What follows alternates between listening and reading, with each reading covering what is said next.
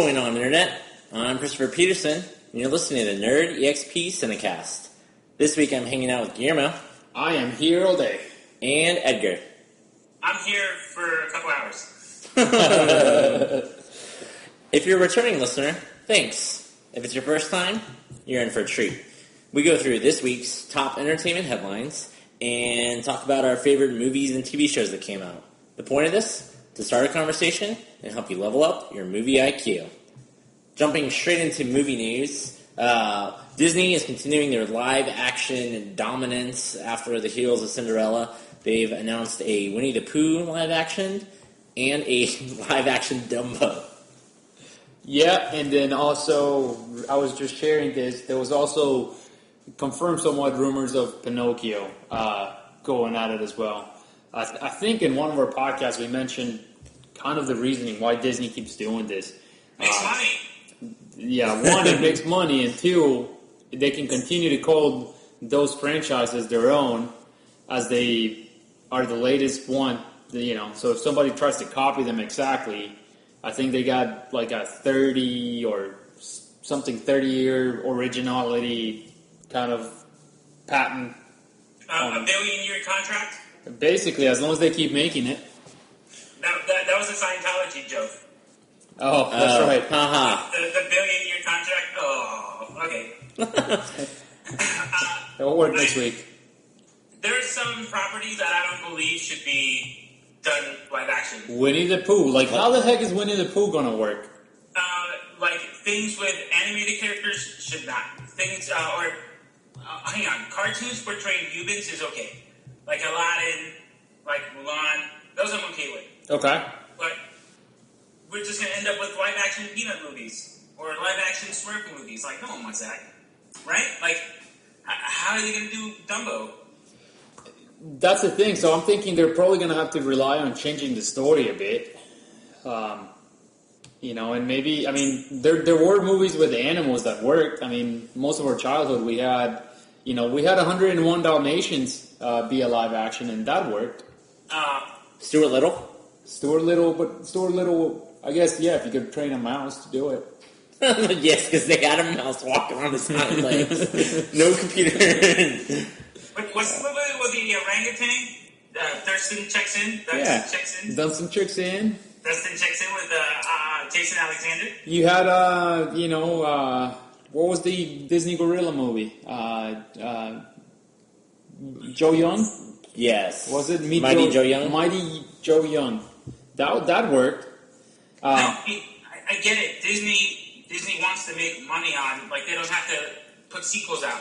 I get it. But do you think they're gonna, I mean, similar to what Maleficent. I mean, Maleficent was somewhat the Sleeping Beauty movie, but they called it something else and they focused it on something else, but they still call it it's live action Sleeping Beauty. Do you think, I think that's kind of the take that they're going to do with this Winnie the Pooh and Dumbo movies. They're going to take a different angle on something. Maybe, the Winnie the Pooh movie is going to be this 10-year-old kid befriends a wild bear, and that wild bear takes him to see his wild friend tiger. Maybe the whole thing takes place in a zoo. I mean, it could work. Maybe like the son of Christopher Robin finds like a Winnie the Pooh book or something, right? It could. I don't know. I mean, they're definitely going to have to stretch to make these titles. I mean, heavily relying on animals for Pooh, heavily relying on animals for Dumbo, and then Pinocchio heavily relying on special effects, I guess, at this point. So you can either have a Space Jam or you can have a Looney Tunes back in action. Like, Disney has a lot.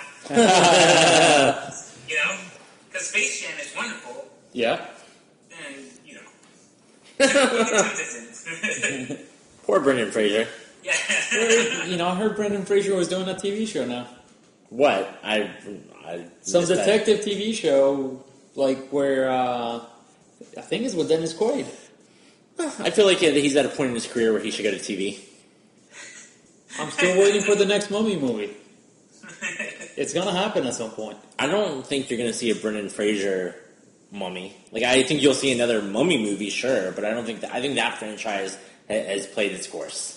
I think the reason why it's played its course, one of the big backers behind it, which was served as the producer, the executive producer of that franchise, was Jim Jacks. And Jim Jacks passed away this past year. And his biggest triumph as an executive producer or just producer over all of movies, the reason I know this, it's he was the producer that got Mallrats made. So he was a big, he is the reason why Mallrats 2 is getting made. Because, as a promise, Jim Jacks always wanted Kevin Smith to make Mallrats 2, but Kevin Smith was not at that stage to write those movies. So, going back to that, Jim Jacks' biggest franchise and his, proudest moment was actually the Mummy, first two Mummies that, they as a franchise, that's still regarded pretty highly for Universal. It's The Rock's first movie. It was The Rock's first movie. So he says, I used to know the line he makes in Scorpion King. I think it was Axon Machete. And then that's what he does, and that's the whole line in the movie. And then later on, some of the worst CGI in the world, CGI Rock Scorpion, which... I take back what I said. You might see a Mummy revival if Chris Pratt can play the title character. Chris Pratt for everything. Chris Pratt for everything does not work. I know. But I mean, that's what the studio heads are saying right now. Yeah. Chris Pratt for the Back to the Future. No. We'll see. I think, Chris Pratt has a lot riding on his shoulders. He's coming off of one successful movie. No, you're right. I mean, think about it. He's had one successful movie. He was a lovable character in Parks and Recreation, but he was not the main character. So he was a supporting character. So he's only had one gig. The next gig is going to be on Jurassic Park. And judging by the trailers and everything, it's going to be risky. I'm not calling that a success just yet, just based on what I've seen. It'll be... I'm hoping for a success, but yeah, I'm getting nervous. The closer we get to that movie. Yeah, me too. Moving on, a little bit of casting news. Olivia Munn is cast as Psylocke for X-Men Apocalypse. Olivia Munn, Edgar will love from Newsroom. She was previously on Attack of the Show. I think she was in Magic Mike. A friend of mine saw it. I looked up her IMDb beforehand, just trying to think of... but anyway, the beginnings of Olivia Munn was on G4 TV. She was the ultimate, nerd fangirl on G4 TV. She used to host the G4, weekly video game update, and she started being, the girl that went to every single con, Comic-Con and everything. She dressed up in Wonder Woman gear. She dressed up as... so she dressed up as everything geeky. And she became a geek icon for, a hot chick. So she's got that going for her. I thought... So that's perfect to play Psylocke. Because that's all Psylocke is... Eye candy. Edgar, you watch Newsroom. Is she a competent actress, or is she just hey, I'm the hot chick in the room? No, she was very smart in Newsroom. I'm very happy to see her get this role. Psylocke is one of my favorite X-Men. Give me the history of Psylocke. What do you like about Psylocke? Because I was surprised. Psylocke has telekinesis, and she can do blades from her powers. She can form blades. And she was a great character in Marvel vs. Capcom. I mean, that's where I got introduced to her, was Marvel vs. Capcom. Yeah. I loved using her, and she died in X-Men 3, X-Men United. So, alright, yeah, X-Men 3, she was in it, right? Who was she in X-Men United? It was some Asian lady. Yeah, I think Asian lady that died, and I looked it up in IMDb, and that was... Yeah, she's credited as on X-Men 3. Okay, so... That's how little I remember from that movie. They had random Psylocke. So Psylocke, super comic booky, story. Betsy Braddock is a English woman whose body gets swapped with a ninja assassin So she ends up ends up in the body of a trained ninja, Asian ninja, but has like the memory of a British aristocrat, and then somehow keeps her telekinesis with this. Edgar was spot on with that, and ninja skills. Definitely a very '90s character.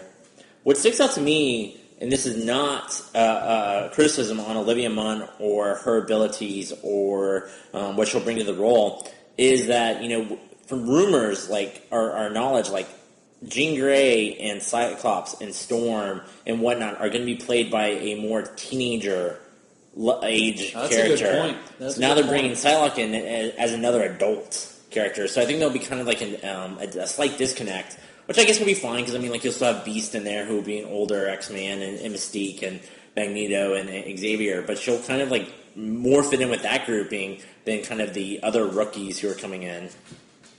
That's an interesting point. I didn't think about it. I mean, she is by far. She's not old, but she's definitely not the teenager that the other guys are. Actually, Aaron Rodgers. Was that Klingon? No, sorry. Can you guys hear me now? Yeah. She's actually dating Aaron Rodgers. I don't know who that is. The quarterback for the Green Bay Packers. Okay. Yeah, I know that. That's all I really know. Maybe he'll make a cameo in it. Maybe. I remember Dan Marino did a cameo in There's Something About Mary. That he did. Anyway, sorry. No, I mean, you know, there's football players that definitely have made cameos in superhero movies. Troy Polamalu, Heinz Ward. Oh yeah, that's right. That whole Dark Knight. That's right. I mean, that was epic for Pittsburgh Steelers. This is good casting. I really like her. I like her being that this is definitely a fan service that they chose her. Based on Chris's point, I don't know if I like it. I honestly don't know if I like it, just based on his argument of why did you pick somebody older. So, I mean, Jubilee. What's that? And there's Jubilee.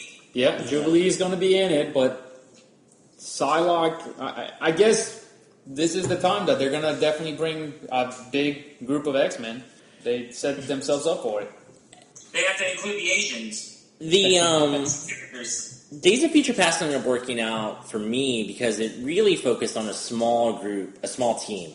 I mean, there's really only 5 characters of note, and everybody else was basically cannon fodder and background.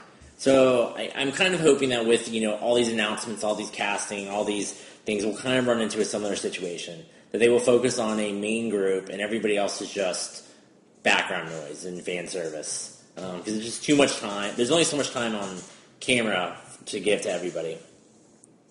That's a good point. That's a good point. One more point. I feel like this is going through the Batman versus Superman syndrome. They're just trying to stick in so many people in this movie. Don't do it. Yeah. I see your point, but I think, like I just mentioned, I think X-Men, this newer X-Men franchise, had set themselves up for that. Unfortunately, the reason why it's so tough for DC is that DC, as a studio, has not really established themselves with the ability to make good movies and introduce all these characters. I think that's why I have such a hard time with DC, and it looks like not just me. Chris, I guess we'll jump into the next story. Speaking of DC, the director, Michelle MacLaren, left Warner Brothers' upcoming... Michelle MacLaren, of fame of Breaking Bad. She directed a couple Breaking Bad episodes. So, I mean, that's her big claim to fame. I'm not normally one to read the news article, but just real quick, and this is kind of a rumor, but it's cited for creative differences. That's confirmed. Amongst these, that they didn't know the film's time period and the inclusion of a tiger sidekick. Apparently, McLaren wanted a tiger sidekick, and Warner Brothers said no. What strikes me most, if that rumor is to be believed, that they didn't know what time period, that they were arguing about that. This is a movie that's supposed to come out in a year? 2017. Okay. DC is flying by the seat of their pants. I mean, they don't know, like, oh, we want a Wonder Woman movie. What time period do you want it? I don't know. Before Batman versus Superman, after, tie into Justice League. I don't know. You want Tiger's sidekick? Maybe, sure. Like, they're so directionless. Now, literally. But, I mean... Well, maybe... Alright, so when I read the story, too, I took it a different way. I thought maybe they do have a plan, and they are not... they're not flying by the seat of their pants. And this lady wanted to make her own movie, and they say, listen, no, you gotta... Here's the script, here's the book, you gotta stick to this, because we're already telling this other story. That's a good interpretation. I mean, that's what happened on Ant-Man. The only confirmed area is that there were creative differences. I don't think they ever cited the tiger and the time period. But it absolutely is very true that the creative differences, similar to what we experienced with Ant-Man, if the director doesn't want to make a movie that somebody wants them to make, at this day and age, I think that's the right move to do. And not have them be the ones who ruin a movie because they go to tigers. Well, here's my 2 cents. Wonder Woman takes place in a timeless era, right, Chris? Like, it takes place in a mythical item of Chiaroscura or something like that, right?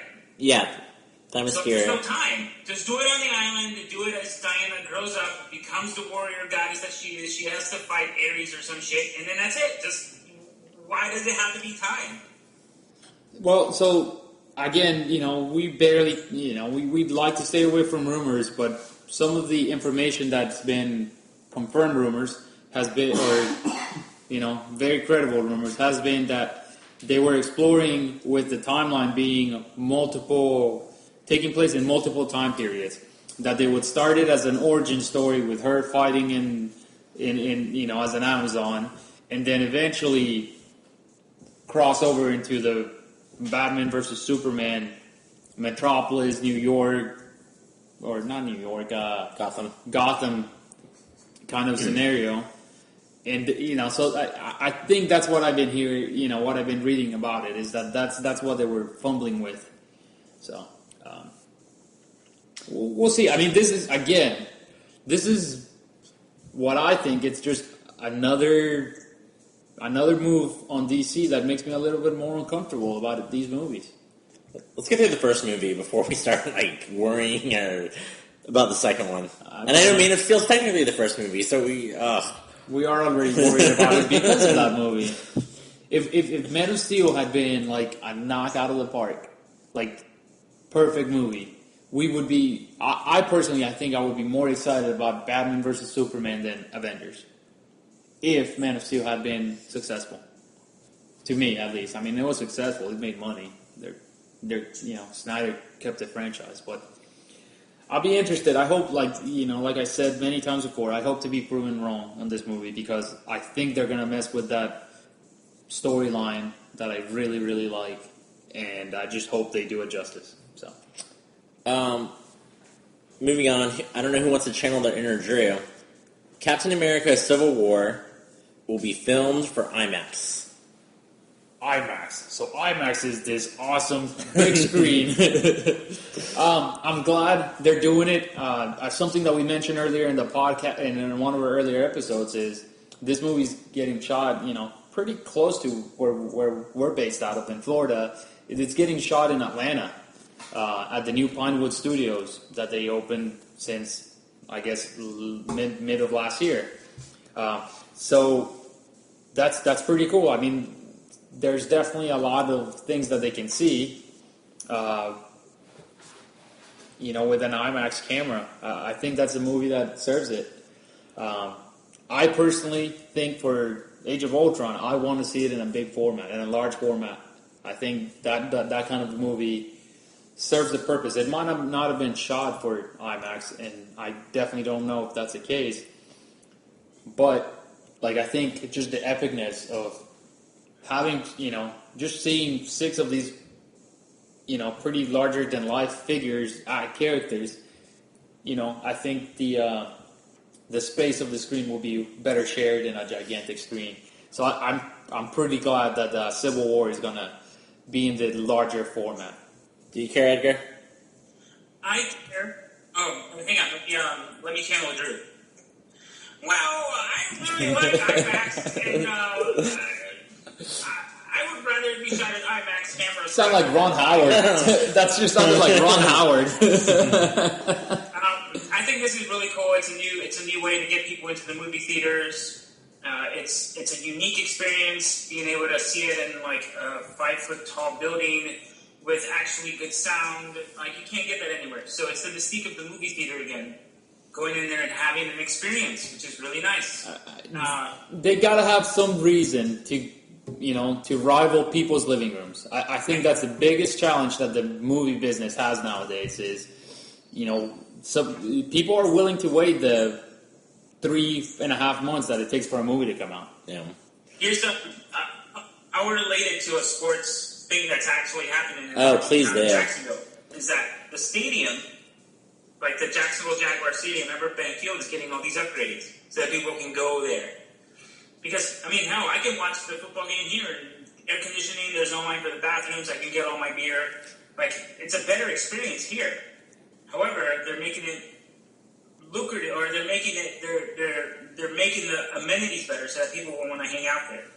So I get it. People want to stay home and do stuff at home, but sometimes they gotta get off the couch and go to another larger couch. But it's the experience of going out back in the 50s. Like, that was a big thing. Driving movie theaters. That is gone now. Everything gets delivered home, and you gotta get them out. I think at some point that's gonna make a comeback. Drive-in movie theaters. I don't know. I think the sound quality is so bad. And what do you mean? I have a kick-ass stereo in my car. There's Bluetooth technology now that all I have to do is connect to the Bluetooth system and watch the freaking thing with gigantic surround sound in my car. All right. On paper, I can see that. You make a good point. They would have to change the format. I don't know. I know people, we're not the target audience for this type of conversation, but I have friends who don't go to the movie. Okay. They just don't, maybe once a year. Yeah. And it's just so foreign to me. But, I don't know, there is this growing contingency of people who are willing to wait, that will just pay on demand. I know people who bought the interview not because they wanted to watch the interview, but because they wanted to support that day-and-date distribution model. And they wanted to prove that it, could still be successful and rival the movie theater. And, they'd be willing to pay $15-20 to watch stuff in their home as opposed to go. And I can't blame them. I think that Thursday crowds are typically pretty good. You have a pretty diehard movie base. But I saw Furious 7 in theaters on Sunday, and even then there was a lot of chatter and noise and narration and people playing on their phones. And maybe every generation thinks this, but I think the average person who used to sit next to in a theater is worse today than they were 10 years ago. I agree. Before, we're getting old, damn it. Before, I'm talking the high school, earlier on when we had the Lord of the Rings movies and all that, those kind of movies that people waited, I can't wait for this movie to come out. Phones weren't where they're at today, that you can do anything and everything from your phone. But the point that I was trying to make is, it used to be at the time the trailer started, people put their phones away or whatever, turn everything off. Now recently, when I saw Furious 7, people didn't give a crap about the trailers. The lights went down, people were still walking around, talking. I'm I kind of want to see that. It must be a new Jurassic Park trailer, which it wasn't. But it used to be turn off your pagers. Yeah. It used to be turn off your pagers. Wow. It used to be turn off your phone. I remember back when Regal, when I used to get a Regal, it used to be turn off your phone, turn off your pagers, if it's an emergency, step out. It can wait. Still the same message. That's why we're seeing, movie theaters pay big money to renovate and redo their movie theaters. So, how did we? Oh, IMAX. That's how we started. There you go. So Mark Ruffalo recently said that he wants to do Space Hulk. He said this before. He's a big advocate. The storyline in reference is World War Hulk, where Hulk gets shot to another planet, Bruce Banner doesn't make an appearance. It's just Hulk the whole time. It's a war world, so he fits right in and just beats the crap out of everybody and becomes king. It recently was announced, or come to light, this has always been the fact, that when Disney bought the rights to Hulk, they didn't get the distribution rights, which are still held by Universal, which pretty much means we won't see a Hulk standalone movie anytime soon. They have leverage. I think Disney has leverage on... I've read the story, and I think Disney has leverage. One of the biggest leverages, meaning Universal Studios' Islands of Adventure.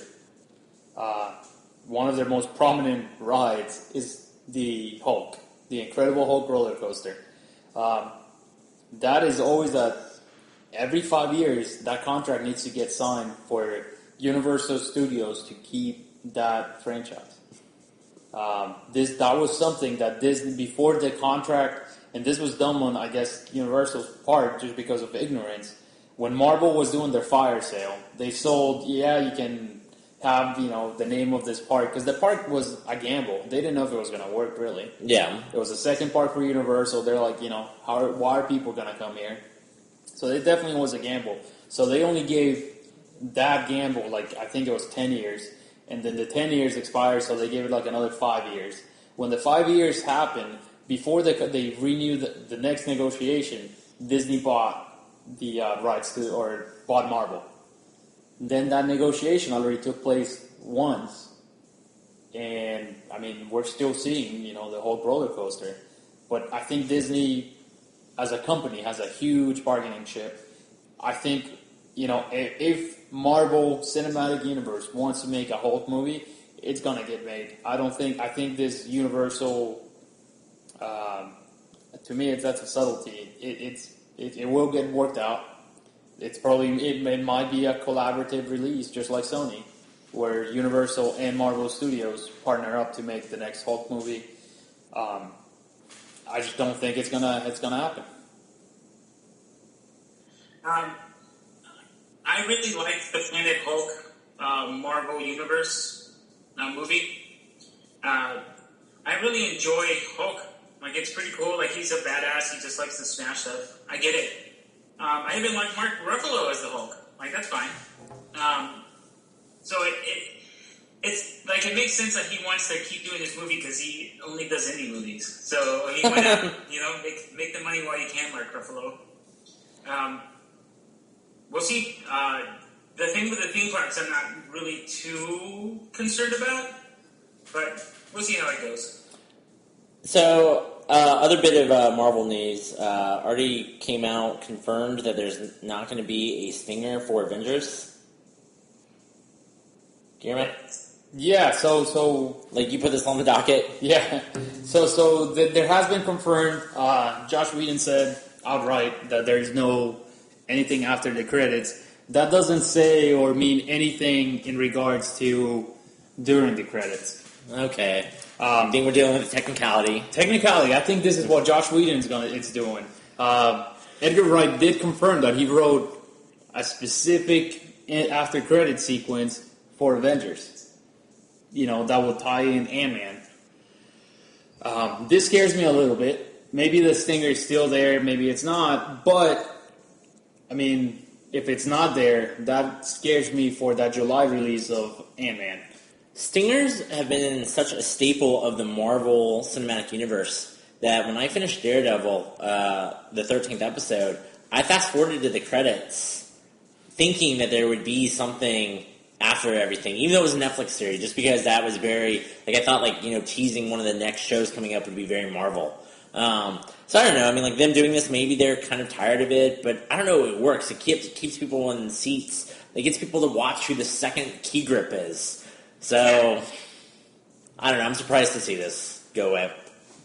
I don't care. All I care about is the mid-credit scene that shows all the cool stuff. Because the first Iron Man, at the very end, was Nick Fury inviting Iron Man to the Avenger Initiative. Cool. That was the beginning of Stingers. And now they're just trivial. The Thor Dark World was just Thor and Natalie Portman making out. And then, which other one? The Captain America, Winter Soldier. shoot, what was that one? See, I don't even remember. Like, those don't matter. It was, like, the Stinger's fine. Like, the swarm machine was fine. That was on gamey, but I don't think anyone cares about the Stingers anymore. Like, that's fine. Fair enough. I can respect that opinion. Because you're right, they're basically trailers for the next episode at this point. Well, I mean, the mid-credits are the important ones, right?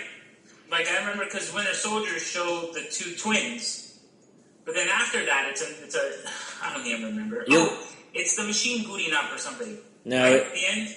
It's Bucky going to the museum. Oh, museum. Yeah, that's see, right. No one cares.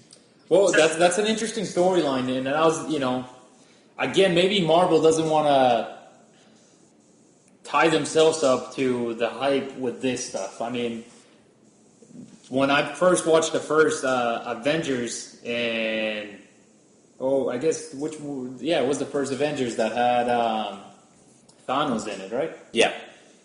I mean, when that came out, I'm like, whoa, next Avengers movie, here we go. We're gonna go to space and fight Thanos, or he's gonna invade Earth. And then I was very surprised that they're like, yeah, well, actually, 2019 is when you're gonna get that movie.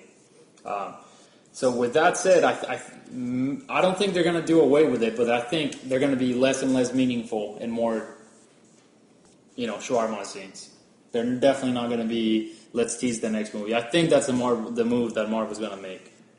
So, moving on to television, Celebrity Deathmatch is renewed, or coming back revival. Yeah. If you don't know, this was an MTV show that had claymation characters, celebrities, satire, fighting and killing each other. It started off as a joke Super Bowl halftime show, but then became so popular that it became its own weekly show reoccurring. Mimo, you brought this up, so did you guys watch it? I mean, to me, this is pretty cool. There was the initial run, and then there was the revival, and the revival was pretty cool. The newer graphics. And then this new one again looks pretty cool too, just because of the celebrities that they can match up. I mean, I can't wait to see the Justin Bieber Kanye West celebrity death match where both of them just die at the end. Nothing wish, I don't wish bad on people. This is a cartoon, but it was very funny. It was a very funny show to watch. Yeah, I remember watching it in MTV2. It was a big thing. Yeah. So, MTV2, Celebrity Deathmatch, I used to watch it at night because my parents wouldn't let me watch it. But it was so cool to see all these celebrities fight each other and kill each other. And it was so much fun. And it was innocent claymation, and I used to cheer on for the celebrity, and when the celebrity I wanted died, I was like, man.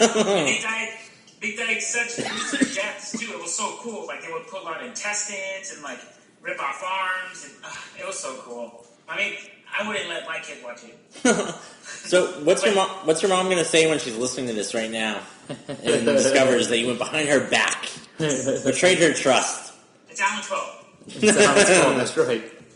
I'm glad somebody tweeted, and I'm in Twitter now, so I'm very aware of what's going on. Somebody did tweet something that was kind of comical to me. So whenever the news came out today, somebody retweeted that announcement with this was cool when Carson Daly was still on TV. And then Carson Daly replied to that tweet and say, I'm still here. Is he?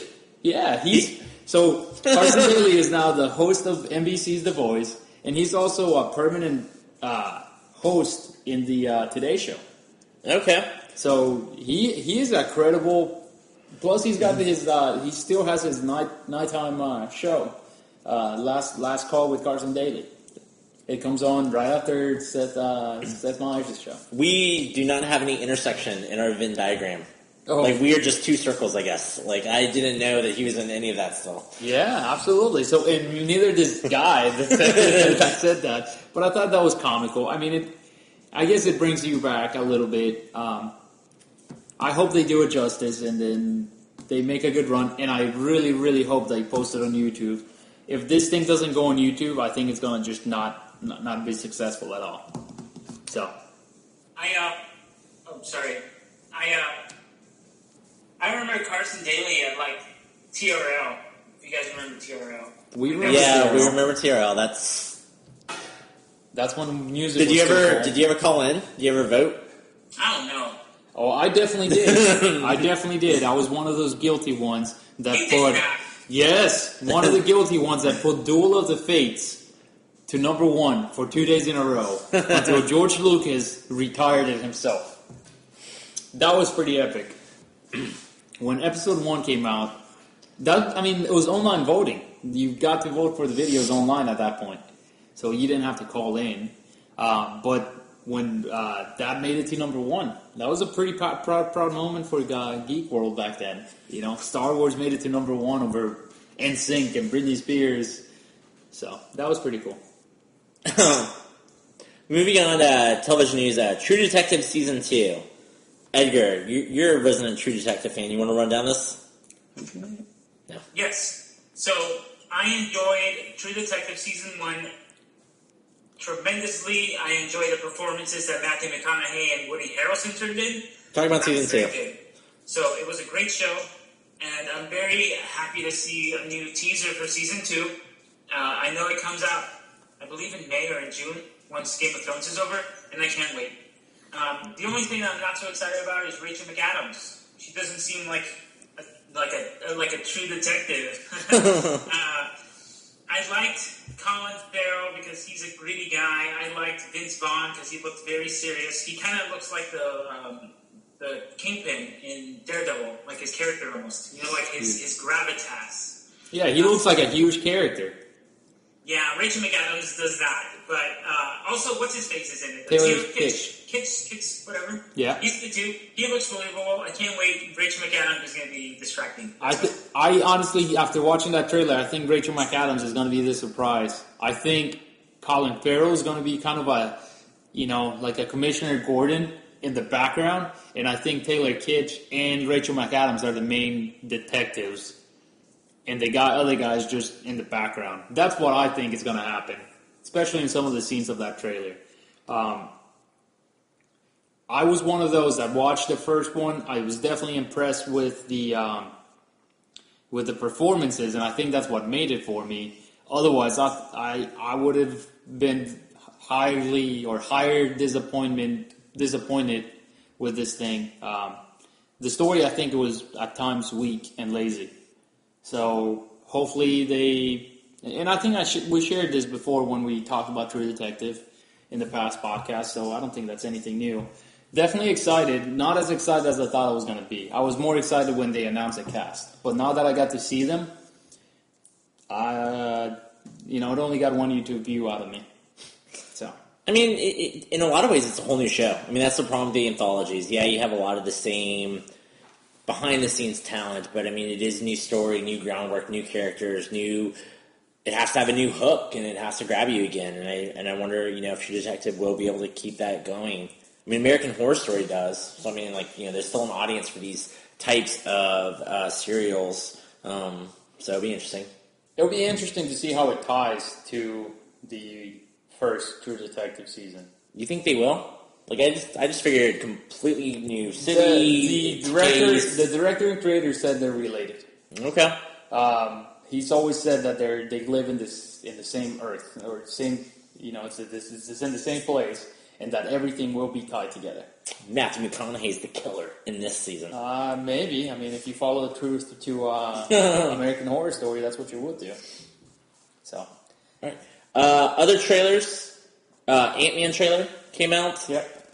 I'm going to go on a limb and say that you're the most excited for this. So why don't you say your positivity?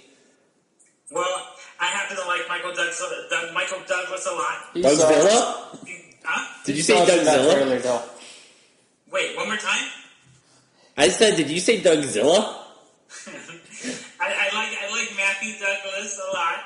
Douglas. Again. I can't believe he hasn't been in more movies. I know he's had his throat cancer. I know he's had cancer, so that kind of sucks. But He's been in 100 movies. It's good to see him back. I'm happy to see him back. I also love Paul Rudd, and I like finally that we got the yellow Hornet, yellow Wasp? Yellow jacket. Oh, yellow jacket. It's nice to see him in action too. And this movie just comes out in July. Like, we've seen less of this movie, and it comes out in a couple months. And I'd rather this movie, like, I like the little glimpses and not the whole smorgasbord that we're getting for Avengers. Like, I prefer the mystery behind this because it keeps some of the mystery intact. That's what I like. I take that both ways, though, René. With that, it could be, listen, we're gonna give us this super awesome blockbuster with Avengers, then we're gonna give you this softball Ant-Man that we already made the movie. We got to put it out. That's kind of what I'm getting out of that marketing ordeal. Like, it's already made. We got to put it out. This looks like an Iron Man reject movie from top to bottom. Like, same plot. Evil businessman wants to make weaponized suits to, enslave humanity and probably make money. And then a young upstart genius with a heart of gold is going to end up battling him and believing passes of him. And I don't know. And I'm going to change my ways, and I'm not going to be who I was beforehand. And I can become a hero, even though I started off as kind of a jerk. And I don't know, like, Paul Rudd is funny. But nothing in that trailer was funny. Like, everything kind of I agree. fell flat and was weird. The funniest thing was him saying, I guess that's what you want me to do, when the guy says, I guess you're done with that. Or when he says he's done with it. I think that was the funniest thing. I think this movie, Evangeline Lilly, again, she had that same problem in Lost, where she tries too hard to be believable, that she comes across as, like, lazy. That's how I felt about her character in this trailer. And something that I kind of saved my comment earlier with, the Hulk movie. Having a Planet Hulk movie would be like, listen, you're about to just get CGI, because there's not going to be any humans on this thing. That's essentially how I felt with this trailer. It felt like everything was CGI. And the stuff that wasn't CGI just looked boring and plain. And even the CGI for this movie looked bad. Like, the Thomas the Train and, like, falling over and, like, I get it. Like, they're having this big epic battle, but really they're small. No, it was just bad. And I was a naysayer for Guardians of the Galaxy, and I was completely wrong. I was a believer on that one. So I want to hedge my bets and believe in Marvel. But, man, they're making it really hard. They are. With this Ant-Man footage and what they're putting out. I feel like this is similar to, like, Toy Story, where they have, like, these big epic battles and, like, one thing budges, like in Andy's room. I mean, it's cute to see it really small and then, like, having minimal impact. We'll see. Yeah. Another trailer. Terminator Genesis. I will say that if you are sensitive to Terminator Genesis spoilers, don't watch this trailer and skip ahead about 5 minutes or so. Holy crap. Why did they show so much of John Connor and what he's become and, like, the fact that he's this weird mutated hybrid? And they keep saying, like, they did this to John, so they make it seem like it's not a Terminator with John's face. Like, we're supposed to believe this is actually John Connor. It's an interesting story beat, but one that they had enough other footage, action footage, that they didn't need to show this. They could have skipped this whole plot story beat, and you would have walked into the theater and had that, like, exposed to you organically through the movie. Yeah. And they could have just shown Mechanical Terminator on, human action. That could have been a huge twist. The biggest twist, right? I did agree with that. I thought the trailer was long and slow, and I mean, the action was there, but, like, it had no point. It felt like an editor sat in there and was like, let's pick this scene, that scene, that scene, let's throw it together. It felt like, to me, like Arnold Schwarzenegger was the one putting together this thing, because they definitely still make it a focus on him, which I'm disappointed. I'm going. Something that I really liked about Genesis was Amelia Clarke. Like, she seems like she's going to be a good Sarah Connor. Oh, okay. And I really liked the whole Kyle Reese story of how they're rebooting it. I am keeping this under very low expectations. Like, I think this movie's going to suck. Because Terminator Salvation sucked. Not to some people. So, hey, just so you guys listening, I'm currently on Skype. I'm sure they know. That's why there's some delay in feedback, so we appreciate you guys working through that. The guys were signaling for me to talk, so... We were going to edit the delays out. Now this is going to be really awkward. Now we're just going to have to edit your response. No, it's fine. It's organic. With Terminator Genesis, the title card came out. I groaned. I thought this was dumb. They talked about Arnold Schwarzenegger being back in the role of Terminator. I was like, oh, this doesn't make any sense. That first trailer came out, and we talked about it, and I was like, that was surprisingly good. Like, I'm legitimately excited for this movie. With the twist, yeah. New thing. And like, oh my gosh, they're resetting the timeline. But now that they've, like, double twisted it, I went back to being less excited. Like, I've lost momentum on this. Double twisted. Fair enough. The last trailer I guess it was more of a scene. Jurassic Park. More stuff came out about it. Man, this made me even more scared about this movie and why I don't know if I believe in Chris Pratt on this role. He looks, I don't know. He looks like he's struggling on this role to be himself and just not overact. I think that so in this scene, it's a scene with Chris Pratt, one of the Raptor trainer, and then Bryce Dallas Howard, the owner of the park, kind of conversing about what they need to do. It was about a minute and a half. I think they're doing what they're told. I think that Chris Pratt is trying to be funny and charming, and he's delivering those lines of dialogue as best he can. And I think that it's a bad script, and I think that it's kind of cliche characterization. And Joss Whedon said the same thing. And he kind of called out the fact that, oh, she's stiff and emotionless, but he's fun-living and, like, crazy and wacky and, like, oh, man, they're going to get together. And what Joss said was true, and I disagreed with him. I will say, I'm not a famous director criticizing another director, and I feel like Joss should have kept his mouth shut. And he already retracted it. And, like, maybe that's not fair. Maybe you should still be allowed to have opinions when you're in the limelight. But I don't know, like, I don't throw my coworkers under the bus, and that's kind of what he did. Yeah. Like, he called them out on their nonsense, and, Especially before he's even seen the movie. So, I like Joss, I like the work that he's done, I like him in interviews, like, he can be funny. I don't know, it just struck me as wrong. Like, you should have each other's back. Like, even if you don't like one of your peers, at least publicly, you should, try and say something nice or just abstain from the question, not call them out on it. Yeah, just stay in your lane.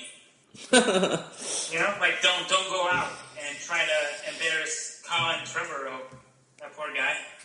We'll see. I think we're set up to be proven hopefully wrong. This is more than Ant-Man and more than Terminator.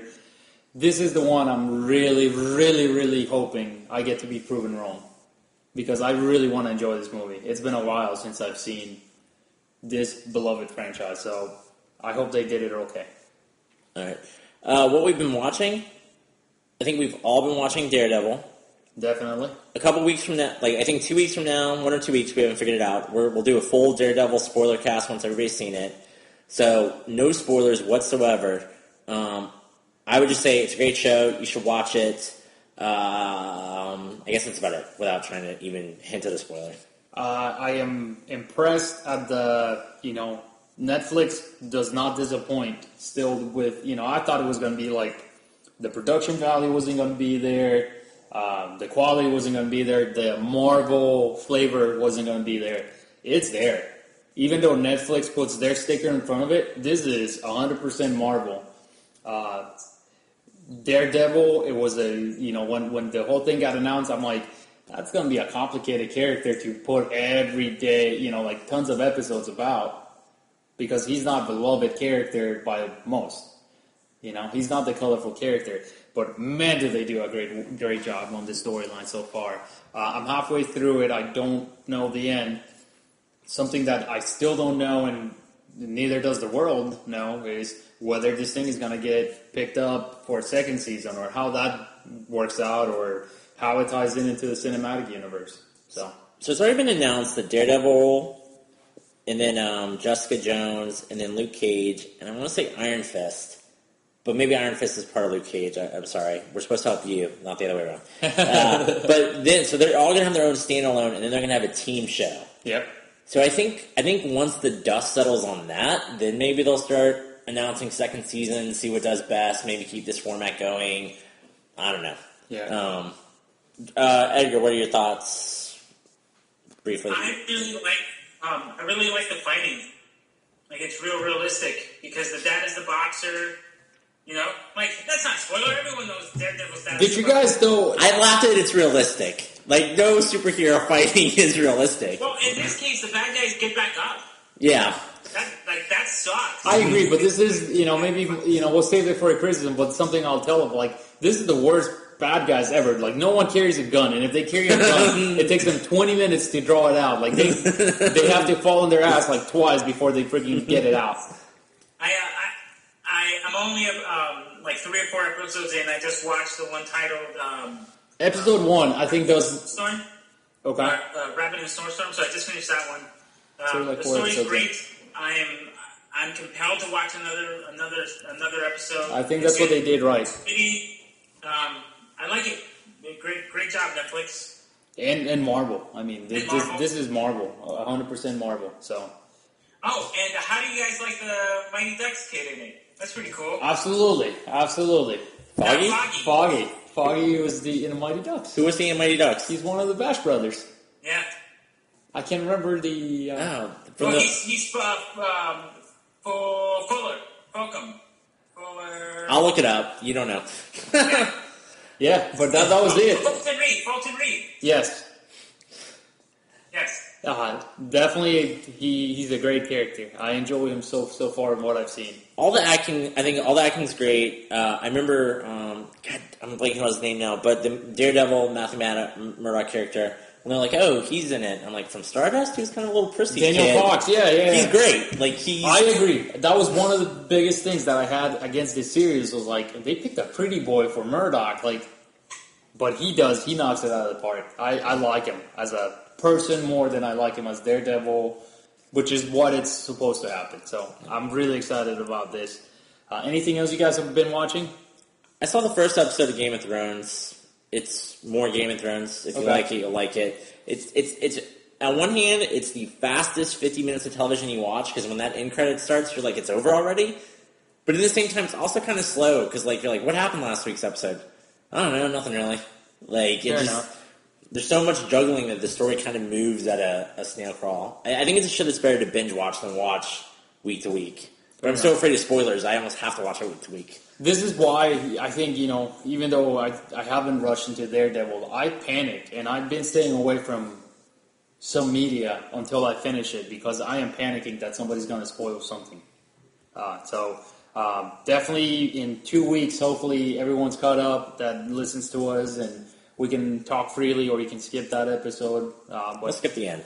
Or skip the end of the episode, that's right. And we'll let you know, as we usually do. So, in short, I guess the topic of the week, going into those kind of spoilers. Backing up a second. Okay. Edgar, are you watching anything else?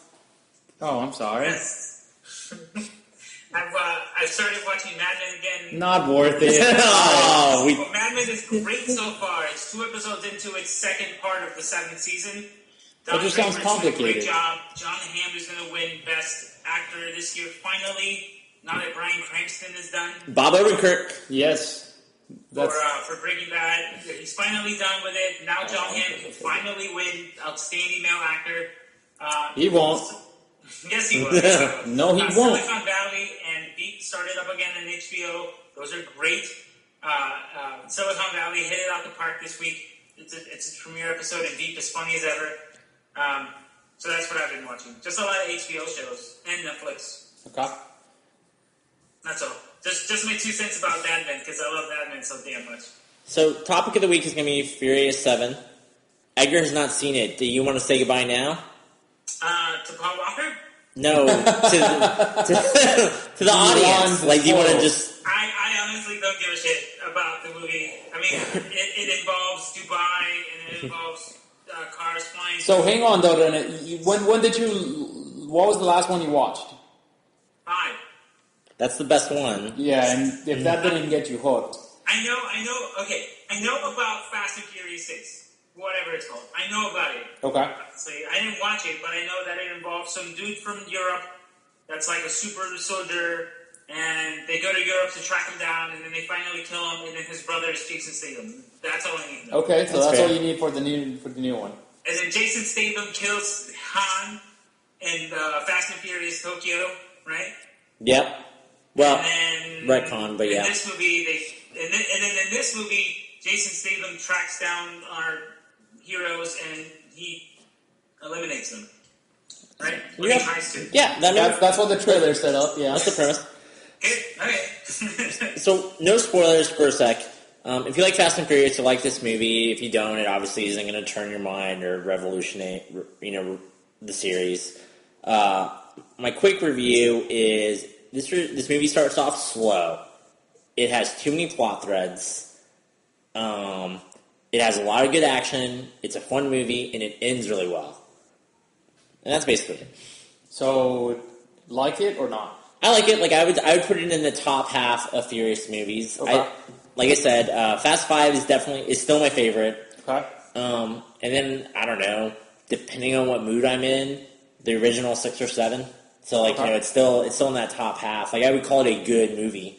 Like it's still it's a good movie. It's a great Fast and Furious movie. I saw people crying in the theaters. Yes. It ends really well.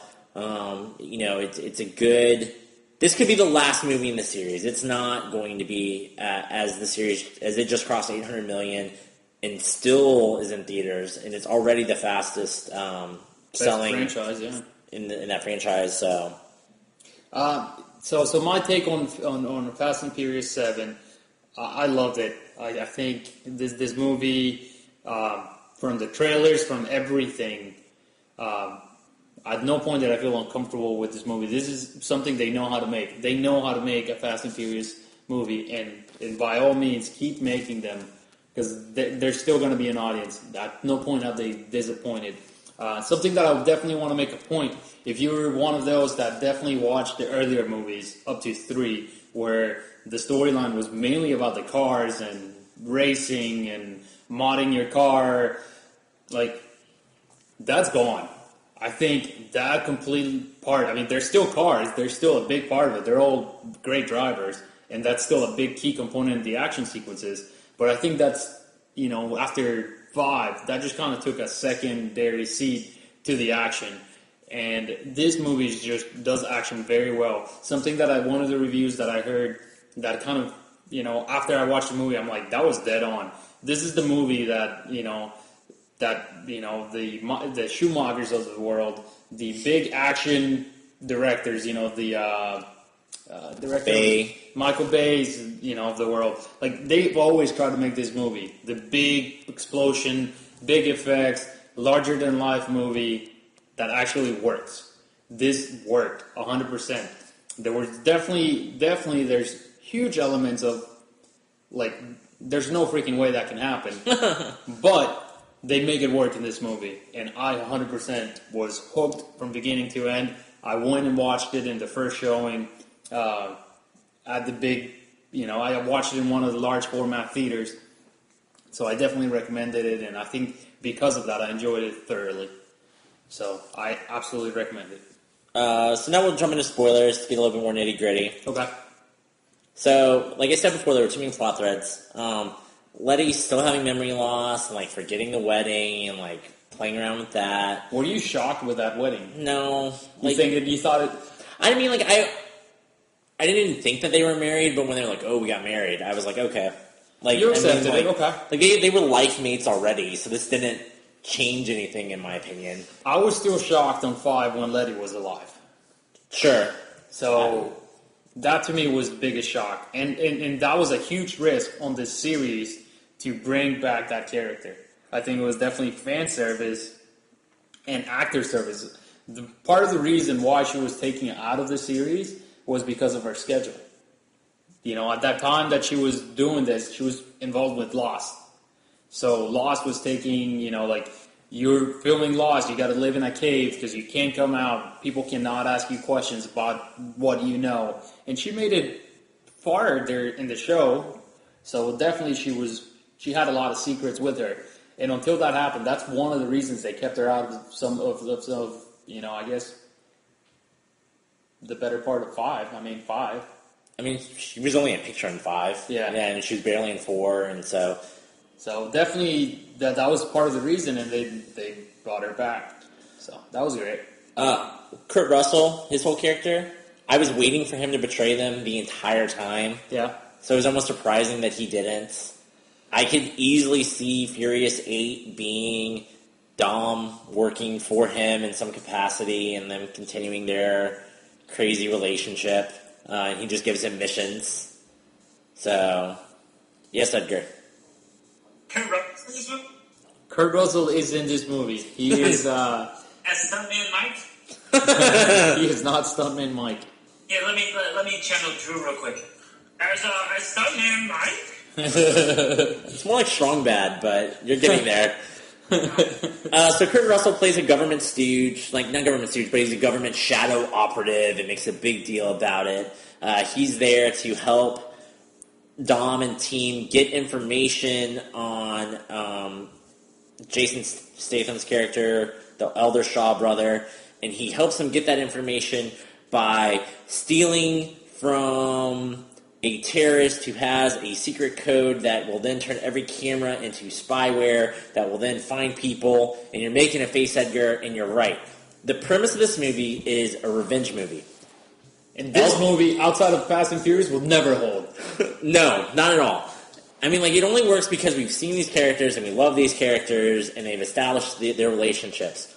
But it sets up as a revenge movie, but it becomes this crazy, wackadoo, unnecessary heist, crazy unnecessary heist characters, and just, and that's when I say, like, it has too much stuff in it. Like, too many intertangling plots. Too many. And, speaking of too many cooks, and I'll stop monologuing and let Guillermo talk. Ludacris and Tyrese, his character, are so interchangeable at this point. Like, they are just comic relief bosom buddies that it almost makes no sense that they're both, like, in it. To that point, I love Ludacris in this movie. I He agree. steals it again. I loved everything that he was in, how his character, what his character does. Tyrese, again, one of the funniest parts of the movie is him on the plane. When he's in the car and they're about to jump off the freaking plane in cars. That was I think that's what Fast and Furious makes so well is they let every character shine. The one thing that I was completely, I wouldn't say disappointed, but surprised that they didn't really go too much into it was Fast and Furious Tokyo. They had the main character of Tokyo Drift come back for a cameo appearance. The dude definitely looks like way older, not in shape. It looks like they just said, I guess we got to put him in for 10 seconds. Yeah, that, good point. I completely forgot about that. That scene is completely unnecessary. Yep. Dom could have just said he was going to Tokyo to get And then come back. But instead they spliced footage of Little Bow Wow and, I can't remember the guy's name, from Tokyo Drift. Luke something. Luke from like 10 years ago. And then you see Luke is like an old man talking to Dom 2 seconds later. Yeah.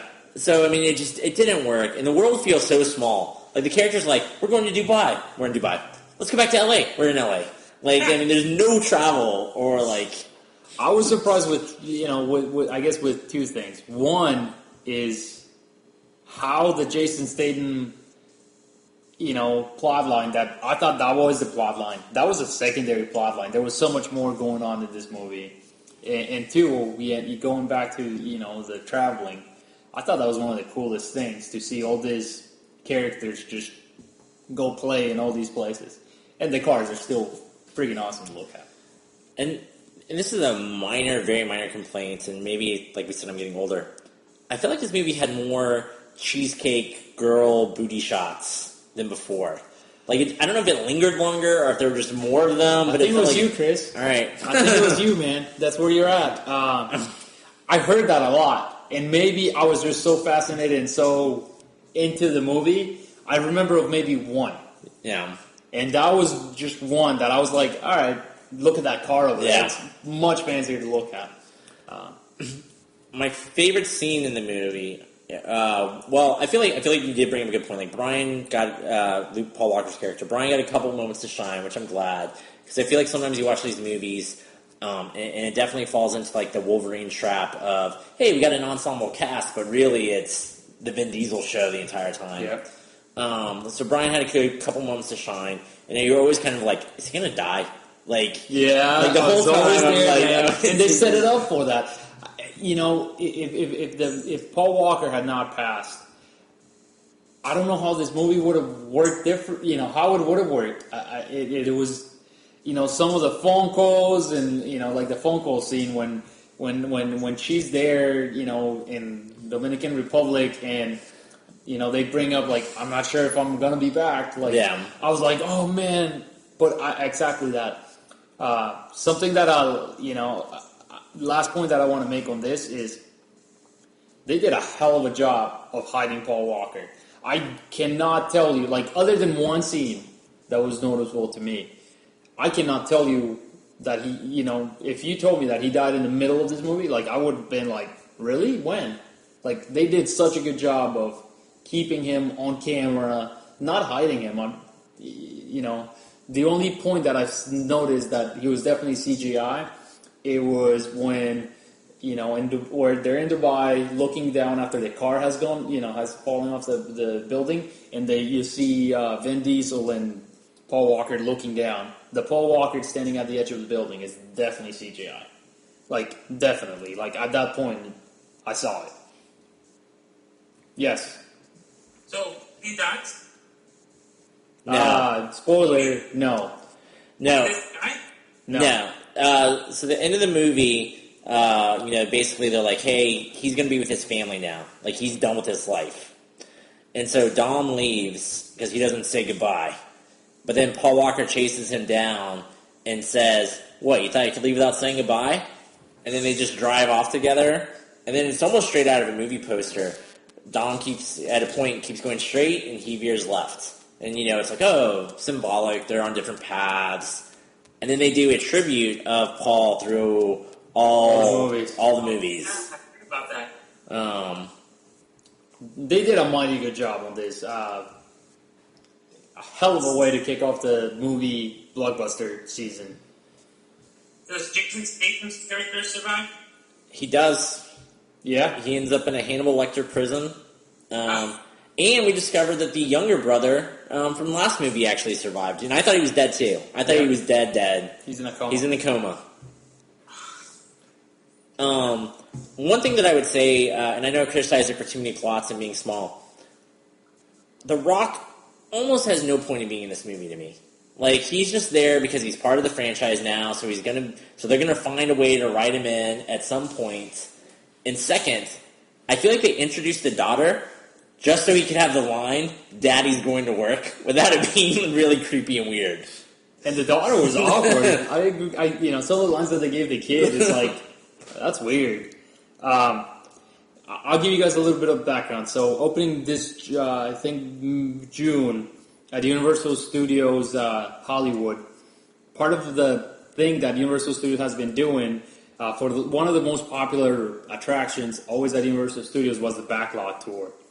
It's always been a staple. They take you through the back, and you know it used to be like, you know, here's an explosion, here's some cars, and now they've added like segments to that ride.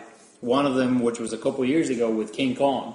So there's this tunnel that you go through, which is like a King Kong ride, mini ride as part of the backlot tour, where it's a 360-degree 3D movie scene where King Kong fights the raptors or the dinosaur and defends the train from getting attacked.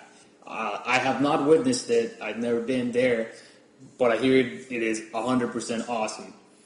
So now they're adding another segment to this backlot tour, and it's going to be Fast and Furious themed. It's going to have your major characters, including Paul Walker. The Rock is definitely going to be there, and that's kind of how they're going to make that legacy. So The Rock, as you said it, he's in it. He is in it for the long run. Plus, I think the dude, I mean, the guy brings people out to the movies. So they're not going to shy away from it. We'll see if he brings people out to the movies in a couple weeks. What does he got? San Andreas. Oh, God, I forgot about that. Movie. He'll bring people to the movies because he is The Rock. The movie is going to just bomb. You're right. There'll be a rock bump. Yeah. Any closing thoughts or anything else that you wanted to cover that we missed? I'm glad. I cannot wait for all the blockbuster movies to come out. Definitely, I guess, closing thoughts on this. Next week, the Nerdy XP franchise is going to be expanding and going to the West Coast, and we will be live tweeting and hopefully updating our Facebook page. We, myself and Drew, are going to Star Wars Celebration. So we're venturing over there for this big event on this epic year for Star Wars, and definitely we're going to do our best to bring you the latest coverage, hopefully before the internet breaks it. So we'll test that. So definitely that's going to be it, and hopefully next week we'll get to share some of the experiences with you guys. And so that's really it. Definitely follow me on Twitter at that guy online, not online, inline. The other guy just he has like 3 followers. So definitely encourage you to do that. So follow Drew at The World is Square Backwards. Yes. Or just find him on our friends list, whatever's easier. Follow the Nerdy XP Cinecast Facebook group, and you can catch all of Drew and Memo's crazy antics in California. You can follow me, I'm Chris, at NerdyXP on Twitter. And then you can follow Edgar. Edgar Red. Oh, no, not anymore. Damn it, I keep forgetting that. Man, It's been come like on, just 3 change months. it back, man. Change it back. It's Edgar Alvarez 86, and I've actually started doing something that's called periscoping. It's where you give live video, like you let people into your life. So, Memo, maybe you can do that on your trip. Yeah, the whole deal is going to be limited to Signal. I mean, this is an event where everybody's going to be on their phone. But I think some of that Periscope lost a little bit of the attraction to me because the whole event, the major panels of the event are going to be simultaneously broadcasted online. So, I mean, I'm probably going to be in the last seat in the, somewhere in the arena, showing you a view from 300 feet away where you could have like a perfectly edited cut of what's going on. So, that's kind of why I'm shying away from that. But if the opportunity arises, I definitely hope to meet some cool people. I'm not a big picture taker person, but I will probably take a few shots of people who are actually impressive, which I hope to see a lot of. So, All right. Well, thank you, Memo. you're welcome. Thank you, Edgar. You're welcome. And thank you out there for listening. I hope you guys enjoyed this week's episode and that we were able to help you with your movie IQ. Level up, friends.